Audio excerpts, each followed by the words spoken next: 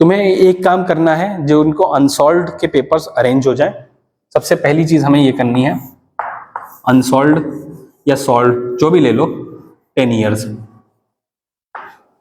ये मस्ट है, क्योंकि बोर्ड में लगभग 85% या 80%, 80 to 85 ले लेते हैं, रिपीट होता है। ठीक है, कुछ कोर्स कम ज्यादा होता रहता है, बट अगर देखोगे तो रिपीट होता है। तो हमें अनसॉल्व जरूर लेके चलना है राइट फ्रॉम डे 1। मैं पिछले क्लास को भी बोलता रह गया, तुमको भी बता रहा हूं, और जो तुम्हारे सीनियर्स हैं उनसे 10 के पेपर ले लेना, ताकि एक पैटर्न जाने रहो। ठीक है, दूसरी चीज ये करनी है तुमको, उस पर तुम्हें सिलेबस मिलेगा। ठीक है, सिलेबस में जाके मार्क करो कि तुम्हें क्या पढ़ना है, क्या छोड़ना है। ये जरूरी नहीं है कि क्या पढ़ना है, ये जरूरी है कि हमें क्या छोड़ना है। समझे? सिलेबस पे देखेंगे हम लोग कि क्या है क्या नहीं है। ये मत देखें, सिलेबस में कुछ चीजें होती हैं जो छूटती हैं, कुछ चीजें इंक्लूडेड होती हैं, एक ही चैप्टर में तुम्हें मिलेगा।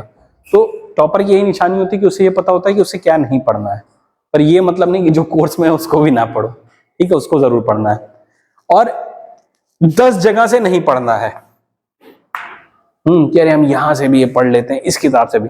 एक किताब को बार बार पढ़ोगे ज्यादा बेनिफिट करेगा, 10 किताबों को एक बार पढ़ोगे। ठीक है, वहां पे तुम्हें ऐसा रखना है कि जब एग्जाम में बैठे हो तो तुम्हें लगे ही ना कि एग्जाम है। अब उसके लिए तुम्हारे स्कूल ने, तुम्हें पता होगा तुम्हारा जून या जुलाई में पहला एग्जाम होगा, तो उसके लिए रेडी रहना। ठीक है, अच्छे से पढ़ के आना, क्योंकि आई वांट कि उसमें तुम लोग अच्छा परफॉर्म करो। जो नहीं करेगा उसको पता है उस समय क्या होगा। ठीक है, 5 एग्जाम्स हैं, देने हैं।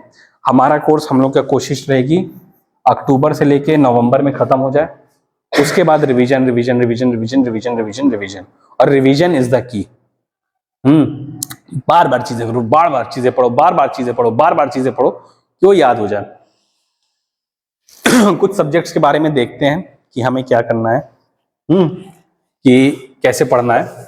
मैं पर्टिकुलरली एक सब्जेक्ट को लेके नहीं चलूंगा। अब जो मोटा मोटी सब्जेक्ट्स देखते हैं हम लोग, वो है इंग्लिश, हिंदी, ये तो कंपलसरी है ही। ठीक है, ठीक है, आर्ट्स के कुछ लोग हो यहाँ पे कोई? ठीक है, उसके अलावा फिर आता है साइंस, सोशल साइंस या एसएसटी या जो भी बोलो, मैथ्स,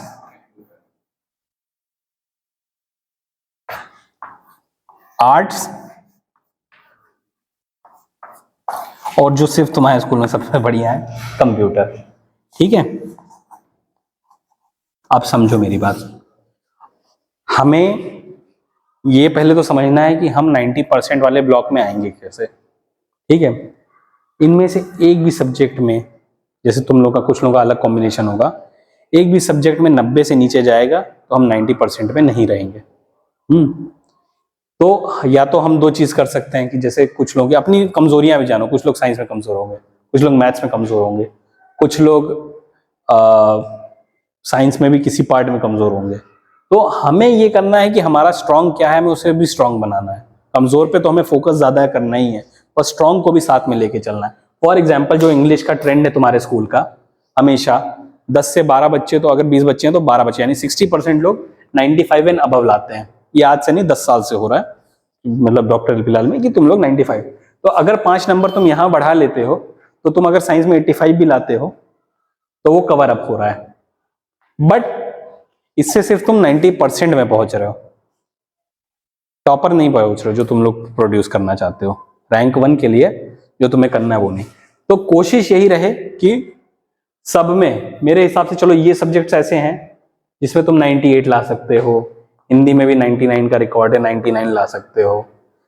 पर ये जो मैथ्स, कंप्यूटर्स और आर्ट्स हैं, ये ऐसे सब्जेक्ट हैं तीनों जिसमें 100 ला सकते हो। क्योंकि मैथ में तो देखो क्वेश्चन करना है प्रॉब्लम का, प्रॉब्लम अगर सही है तो ऑल और नन लॉ फॉलो करता है, 0 या 1। नहीं सही है, नहीं, कम नंबर मिले, स्टेप के भी नंबर है। तो हमें हर चीज पे फोकस करनी है। पहले मैथ सही शुरू करते हैं। जैसे मैथ्स में हमें हर स्टेप पे फोकस करना है, आंसर पे फोकस करना है, पैटर्न पे फोकस करना, क्योंकि पेपर का एक पैटर्न होता है कि वही क्वेश्चन आएंगे, एमसीक्यूज आएंगे। एमसीक्यूज अभी इस बार जितने पढ़ाए गए थे वही रिपीट हुए हैं, बच्चों को बहुत खुश थे। ठीक है, तो हमें मैथ्स पे ये फोकस करना है कि हमें 100 लाने हैं। ये ऐसा सब्जेक्ट है जिसमें तुमने लिखा।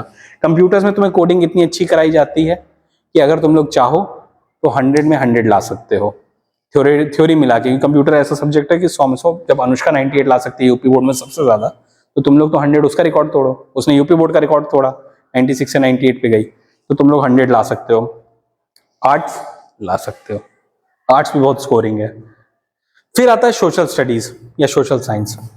इसमें कभी कभी होता है कि किसी का हिस्ट्री अच्छा है, किसी का सिविक्स खराब है, किसी का ज्योग्राफी अच्छा है, तो इसमें तुम्हारे 10 से 5 से 10 नंबर की गुंजाइश है। 90 to 95 ला सकते हो इसमें तुम लोग। और ये मैं कह रहा हूँ कि ला सकते नहीं, मैं खुद भी लाया हूँ, तभी तुम लोगों को बोल रहा हूँ कि मैं अपने समय में अपने बोर्ड में 92% आया था या 90%। तो अब तुम लोग भी यही चीज कर सकते हो। साइंस, कुछ लोगों का फिजिक्स अच्छा है, केमिस्ट्री खराब है। केमिस्ट्री में याद करना होता है, सर याद नहीं होता मेरे से। अरे बार बार पढ़ो, कैसे नहीं याद होगा। कोई याद करने की टेक्निक होती है, पहले तो जानो। आज एक चीज पढ़ी, समझ में आ रही है, ठीक है, घर जाके उसको पढ़ा तो वो 20 से 30% आया, तो 20 से 30% वहां याद होता है। फिर उसके बाद एक हफ्ते के बाद हम उसको पढ़ते हैं अगर फिर से, तो वो हमारा 50% में कन्वर्ट होता है। फिर उसको जब एक महीने बाद फिर से पढ़ते हैं तो 70% बनता है। बार बार वही चीज पढ़ोगे, यानी 4 बार पढ़ा तब जाके 70%। अब उसके बाद जो होता है वो धीरे धीरे बढ़ता है। 5वीं 6वीं 7वीं बार जाओगे तो 95% तक जा पाओगे। तो कम से कम तुम्हें 7 बार तो सिलेबस पढ़ना है, और ये कर लोगे तुम लोग। ऐसा कोई वो नहीं, हम लोग मेडिकल में जब इतने 19 सब्जेक्ट्स हैं वो पढ़ते हैं, तो बहुत छोटी चीज है, तो तुम लोग इसको आराम से पढ़ सकते हो। एग्जाम के पहले बस तुम्हें कोई नींद से भी उठाए और पूछे तो बोलो system.word.in, पूरा कंप्यूटर का वो बता दो। ऐसे तुम लोग मतलब नींद से भी उठा के तुम्हें हिस्ट्री पूरी ऐसे याद होनी चाहिए। सिविक्स में ये शेड्यूल्स हैं, ये इतने आर्टिकल्स हैं, इतनी सारी चीजें हैं। हाँ, ये तब राउंड टेबल कॉन्फ्रेंस बैठी थी हिस्ट्री में, और कब ये हुआ था, कब दांडी मार्च निकला था, इंडियन हिस्ट्री, या इवन जो तुम्हारा ये फ्रेंच हिस्ट्री और ये सब तुम लोग पढ़ते हो, ये सारी चीजें तुम्हें एकदम दिमाग में होनी चाहिए। और हिस्ट्री को तो कहानी की तरह पढ़ो। अब हम लोग जैसे मैथ्स को मैंने कंप्यूटर को बता दिया, हिस्ट्री पे आते हैं, सोशल साइंस पे आते हैं। History, civics. सिविक्स क्या है? सिविल मतलब जो तुम लोग देख रहे हो तुम्हारा देश कैसे चल रहा है, कॉन्स्टिट्यूशन और इन सब के बारे में है, तो ये तो और अच्छी चीज है पढ़ने के लिए। जानना तुम्हारे मौलिक अधिकार क्या है, तुम्हारी राइट्स क्या है, तुम क्या नहीं कर सकते हो, क्या कर सकते हो, कैसे गवर्नमेंट फंक्शन करती है, क्या फ्रेमवर्क है, तो ये जानने के लिए सिविक्स अच्छी है। इकोनॉमिक्स अच्छी है कि तुम जानो कि कैसे मतलब पैसा चलता है। फिर उसके बाद आते हैं हिस्ट्री। हिस्ट्री में तुम लोग ये जानो कि हमारी हिस्ट्री, देखो हिस्ट्री से ही हम लोग सीखते हैं, हाँ, कि अच्छा यहाँ पे ये रिवॉल्यूशन हुआ, फिर उसके बीच यहाँ आए, जैसे लेनिन मतलब कम्युनिज्म एक जगह उठा, फिर उसके बाद वो रशिया में उठा, फिर मतलब फ्रेंच रिवॉल्यूशन हुआ का मतलब डेमोक्रेसी के लिए, फिर वही चीजें पूरे। तो मतलब चीजें लोग पढ़ते जाते हैं ना, तो हम अपने इतिहास से ही सीखते हैं, और जो इतिहास से नहीं सीखता वो नहीं सीख पाता है। तो हमें हिस्ट्री को एज अ कहानी पढ़ना चाहिए कि अच्छा ये वहां गए थे, उसके बाद ये हुआ था।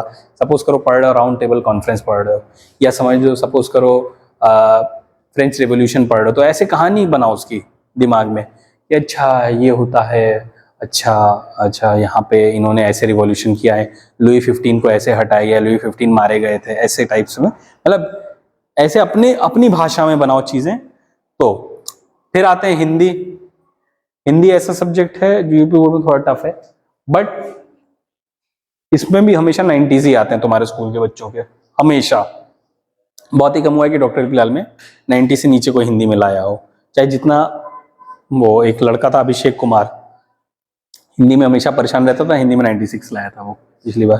तो वही तुम लोग कर सकते हो।